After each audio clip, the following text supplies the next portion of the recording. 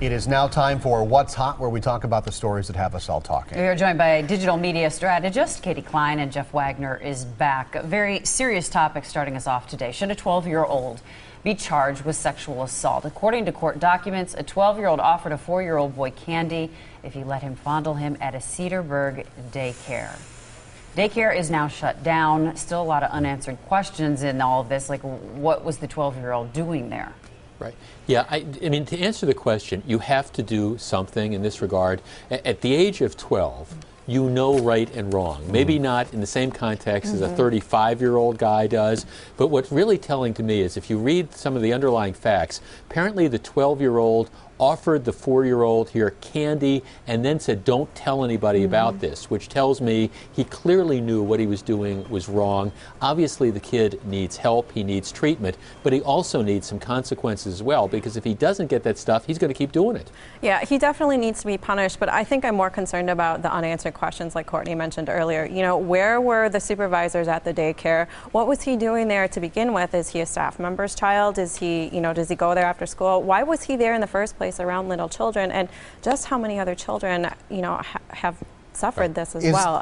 Is the system, though, set up to punish a 12-year-old for a sex crime? I mean, is this a case where this kid just needs to be put in some really intensive counseling until he's 18 years old? Well, if you say punished, you mean you're going to send him to prison? No, but there are facilities. I mean, there's juvenile facilities that you send people to, and they get the treatment, and they also get a degree of punishment. The other thing you got to be looking at closely is, what's going on at the home? Where does this type of stuff come from? I don't know those answers, but this is not normal behavior, and there's some real issues that I think you got to deal with. Yeah, and I hope they are dealt with, because again, if you have he slips through the cracks kind of a thing, more people are going to suffer down the road, including him. He needs help.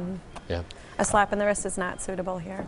All right, coming up next, for some people, tragedy is just a game. There is already a video game portraying the Boston Marathon bombings. What's Hot's going to weigh in on that topic in just a couple of minutes. Stay with us.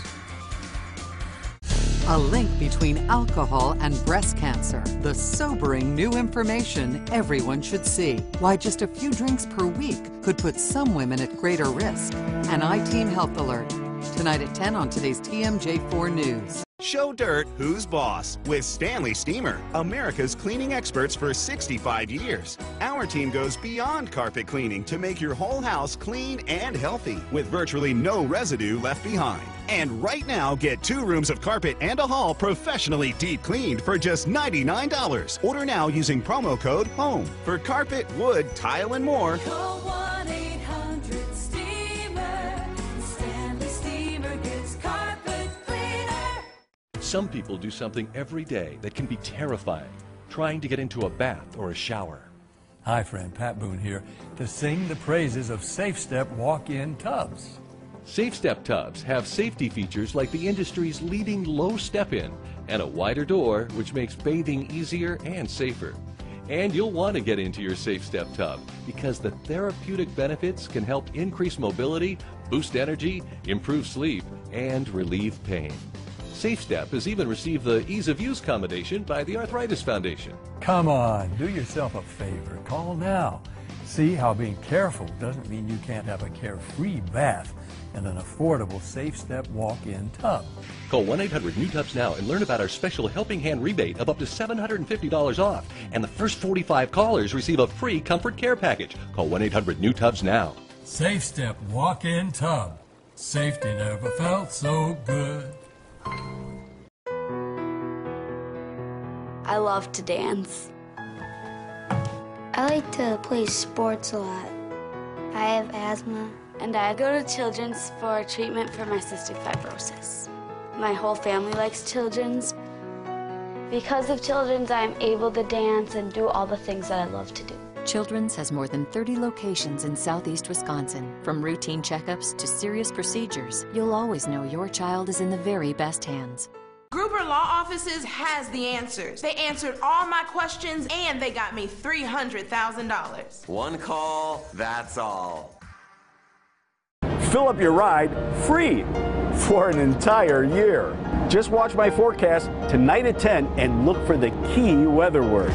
Then go to TMJ4.com to enter. Win gas for a year from today's TMJ4. Welcome back, everyone. Windy. No one's complaining. It's warm outside. That wind is out of the southwest, 15 to 30. And it's bringing in the warmth. We've had a few sprinkles this morning. We've had a few sprinkles off and on this afternoon. You can see that they were some trying to develop back just west of Madison. They have fizzled out. The air is dry, and it's helping dry up that soil just a little bit. I have a feeling there's going to be a lot of yard work done this weekend around the region after we haven't been able to get out there in a long time. To the graphics we go. It stays mild tomorrow, maybe not quite as warm as today, just because today we had that strong push of warm air with that strong southwesterly wind. The winds die down the next couple of days, and that unfortunately will allow the lake breeze to kick in. We have not talked about cooler at the lake at all this spring because we've all been cool. But because of the winds lightening up tomorrow and Sunday, it will allow for an easterly breeze in the afternoon right along the lake. So if you live, within about a mile of the lake, you will notice a cooling trend in the afternoon hours. Just a few puffy fair weather cumulus clouds out there today. Folks enjoying the Riverwalk in Waukesha, 64 degrees. Our fourth time we've been in the 60s so far this year. Last year at this time was about the 24th time we've been in the 60s. Completely different this year, hasn't it been? 70 right now in Racine, 67 in Kenosha, also 70 in Janesville. This is the warmest day of the year so far here in Milwaukee. We've yet to hit 70. There is a chance, though, on the 7-day. We've been, the last time we were 70, October 25th, more than 180 days ago.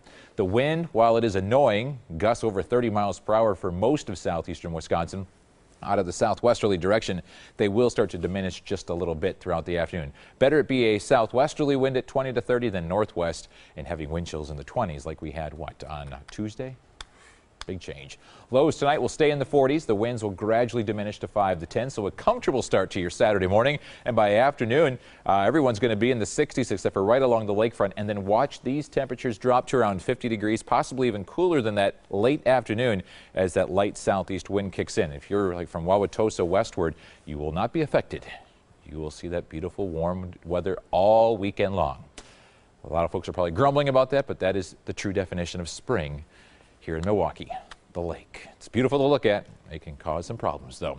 The rain stays to the south of us for the weekend, but by Sunday night into Monday, this front will bring us some scattered showers, maybe even a few thunderstorms, but it'll also kick up the winds once again out of the southwest, so we will warm back up even at the lakefront for Monday and Tuesday. Traveling tomorrow, 60s and 70s around the state. Major snow melt for the northern half after, 3 weeks of heavy snows.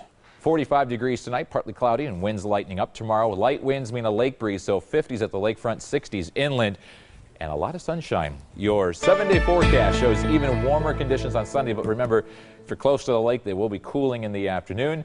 Near 70 on Monday with some scattered showers, 72 on Tuesday, and then another cold front comes in, reminds us that it is still spring. That'll Don't happen. get too excited. The roller coaster ride. Brian, thank you. And now more of What's Hot. Again, we're joined by Katie Klein and Jeff Wagner from News Radio 620 WTMJ. Topic number 2, a scene from a new video game, the Boston Marathon 2013. Terror on the streets shows fans cheering as runners are blown to bits. Are the creators of this game exploiting a tragedy? I think the answer here is an unresounding yes. Yeah. And humanity never seems to amazes me. Like, who needs to make a buck that bad that they have to quick whip together an 8-bit video game to prosper off of a huge tragedy like this? And we're not even, 2 weeks removed from the situation. I wish I could have a one-on-one conversation with these individuals and really tell them what I think. I wish someone could be able to force them to give the proceeds to those injured, right, and the families of those who were lost in the Boston bombing. And they're cowards. They're not even using their real names online when selling their new video game. They're using aliases and remaining anonymous. So if they really had any stones, they should be using their own names. Well, now, Stephen, Courtney, and Katie, I know you guys look forward to my Jimmy Buffett song lyric every Friday. Every week. Sure. Okay, Sure do. This is the one. We are the people our parents warned us about. I mean, seriously, right. Who could think something like this would end up being a good idea? Trying to make a few bucks out of it. I'm with you. This is appalling. Disgusting.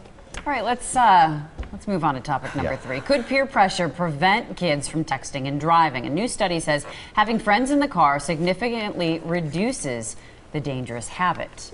But I would think if they're all doing it, too, that would enforce the habit, unless you have a friend who, you know, is smart and says, I don't think you should do that, or I don't want to be in the car with you while you're driving and doing that. Yeah, I think those type of friends are probably few and far between. I think it skews more on the side of the kids, you know, involved in their own texting and really influencing the driver, which is really scary and really, really sad. But I would love to see more, you know, kids with their new licenses stand up and be like, hey, let me take your cell phone or we'll text when we stop. Yeah, you know, this kind of ties in Wisconsin, where you've got the graduated license program, and the whole idea being, when you're a new driver, you're not supposed to, as a general rule, be driving around with other people other than your parents and stuff in the car in the first place, because there are all these distractions. I'm all in favor of, you know, peer pressure to try to change behavior. I'm just not sure, like you say, when everybody else is texting and driving, I'm just not sure it's going to be positive peer pressure. Yeah, I think it goes the peer pressure goes the other way in this case. All right, everybody, we got about 2 minutes left. I'm calling an audible with a bit of breaking news here in What's Hot. We've got a new contract for Aaron Rodgers. Breaking news. The Packers have just signed Aaron Rodgers to a new contract. No surprise here. No surprise. Is there a money amount in there? No money amount here on the Packers website. I'm sure that's going to leak out somewhere. But it's just been announced that. I don't think, was anybody really worried? I mean, we've been talking about it for a couple weeks. Nobody would really say when it was going to happen. No, but I think, this is good. I mean, first of all, Aaron Rodgers, you know, he's played his entire career kind of with a chip on his shoulder. Remember, you know, he was drafted like in the mid-20s. Everybody passed on him. And then he had to sit on the bench and wait. Right behind Brett Favre, and that probably wasn't easy. This will undoubtedly make him the highest paid player in football, at least for, you know, the foreseeable future. So I think it's good. The Packers didn't have to do it. They could have gotten another year out of him. I think it's good that they did it. I think it's good that they signed Clay Matthews. This is outstanding, because now you've got the nucleus. Your two superstars locked up for years. It's good news for the Packers. Do you think when the details leak out that we're going to find out that Rodgers is the highest paid quarterback in the NFL? Oh, no question. I mean, do you think he needed that? Oh yeah, ego-wise. Yeah, and my guess is, okay, who's the quarterback for Baltimore that just re-signed? Oh, he just won the Super Bowl. Right. What's his name? Oh, Flacco. I don't know. Right, Flacco. We know. We're just playing. He was, you know, he was temporarily, you know, for a cup of coffee, he was the highest paid player. My guess is this deal will absolutely blow that one away, and it should. I mean, Aaron Rodgers, I think, is the best quarterback in football. And we're seeing this on Twitter now. He's now the highest paid player in NFL history. Yes, much deserving. And I will say that the ladies of Wisconsin are rejoicing, because he is one delicious man. He is great to look at on and off the field. So This is the note we needed to end on a Friday afternoon. On a Friday. We are taking a break right now. And Katie's number, Aaron, is Booty P on Twitter, Aaron. We'll be right back.